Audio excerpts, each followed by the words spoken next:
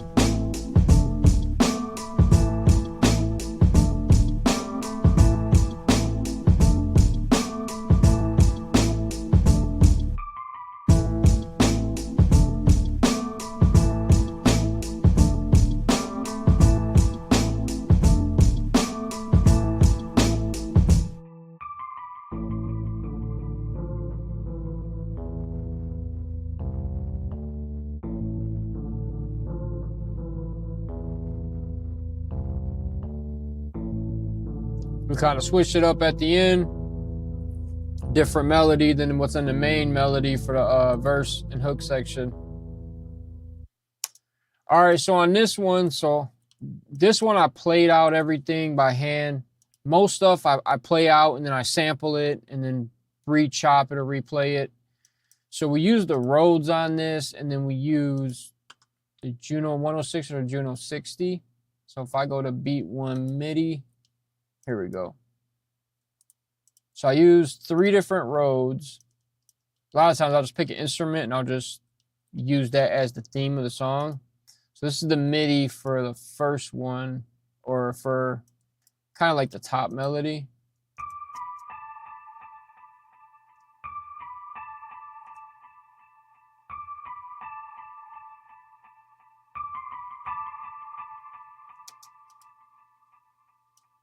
And then that's just going through a gang and delay. Where is that?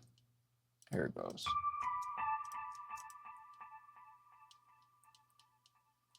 Yeah.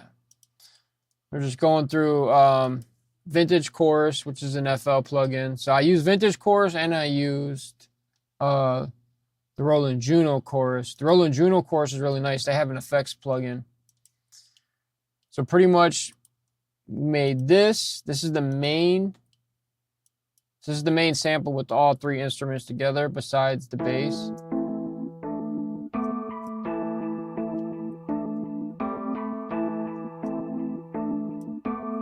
And then here's the Juno bass added in.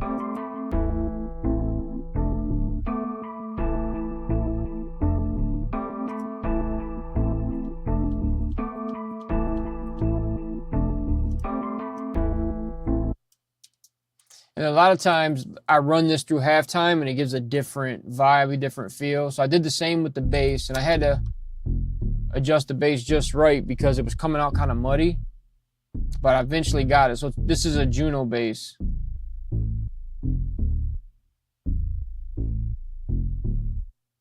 And then that ran behind the Rhodes. And then the Rhodes is halftime. This is what the Rhodes sounds like normal. So halftime pretty much takes it and drops it down an octave or 2.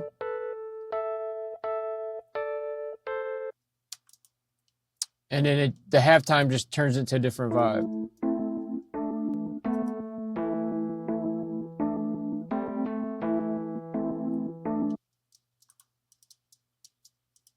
And then here's the other MIDI.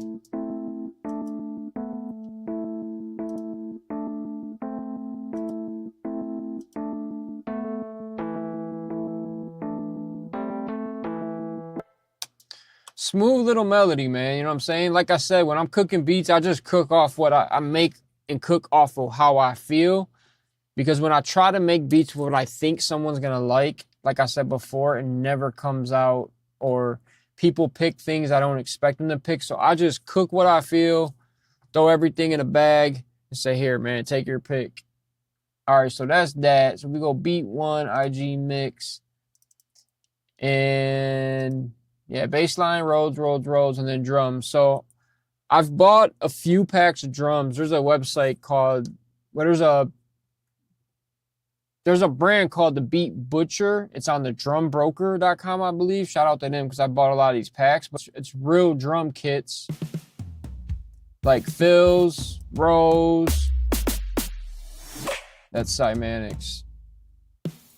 But they give you all the one shots and then different drum samples, different drum loops, and then at different BPM. So you just check out the drum broker. I've got a lot of really dope real drums from there. Like I said, sometimes you don't want processed or sequenced drums. Sometimes you want something from an actual real drummer. So that's what these drums did. And you could chop them. You know what I mean? You could chop them up, slice them up, whatever you want to do. What channel is this on?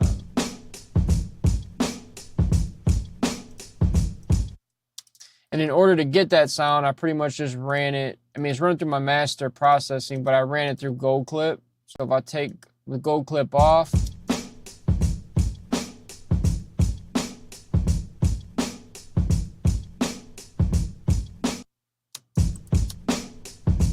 a little more punch. If I take the master processing off, then we get like, it sounds like this. So just master processing, trying to get it sounding more analog or a little bit colored.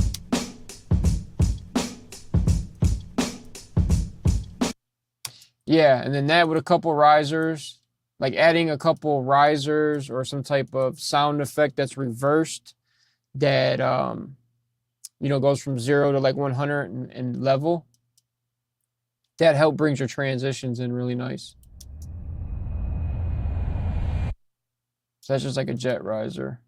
I did have a reversed, or like a reversed 808, but I decided not to use that. There's one on here. So those make a huge difference in your transitions from like when you're transitioning from one sequence to another. Because if I take those out, right? So that's pretty much like the drop at the end of the verse before the hook. And then a lot of times what I do, instead of like 4-bar, and then 2-bar hook or 4-bar hook, sometimes at the end of the verse, I'll add like a 1 or 2-bar count that's on top of the 16-bar section. So like the hook ends, but doing that 2-bar section allows me to add some type of transition. It gives me that space, that count time to add a transition.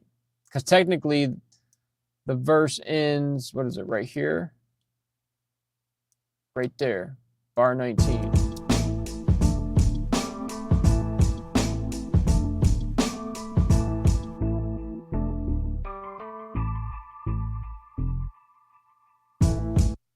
So it gives me the space to add in that riser and then that little kind of transition pretty much. So that's what it sounds like without the riser. But then when you put the risers back in, I just call them risers.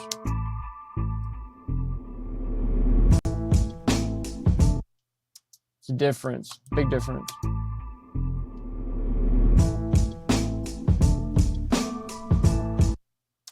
And then the same for the start of the song. You know what I mean? Take it out.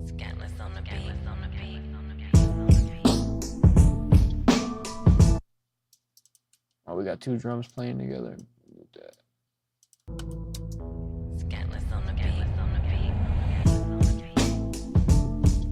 Makes a big difference. But yeah, production for that, pretty simple. Not a whole lot to it. Try to keep things as simple as possible, because when you do too much, just not leaving room for the artist. So that's beat number 1. Like I said, I got 2 cooked up. Got a few things I got to touch up, but pretty much there. Then I just shorten it down for the video. But normally I do intro, verse, hook, outro. Unless it's 3 verses, but a lot of times it's just 2 verses. And sometimes I'll do the verses back to back, like verse, a little breakdown or a little bridge, and then second verse, and then the hook at the end. So the hook could be at the beginning and end, or just intro, verse, hook, outro. A lot of my new songs I got coming, there's no hooks on them. It's just literally a breakdown. Pretty much the way I'm doing it is like the beat's the hook. So I let the beat breathe. The beat rocks for a second, and that's the hook in some situations. Like just trying to change things up and just do things different. But it's your boy D, man. Follow me, like, subscribe, all that BS. If you're on YouTube, hit the hype button, man. Hit the like. It's going to show you hype and your hype points. And then hype the video. That helps add it. Helps push it to more people in the algorithm. That's something new they started doing. But yeah, it's your boy D, man. Scantless. I'm out of here. Peace.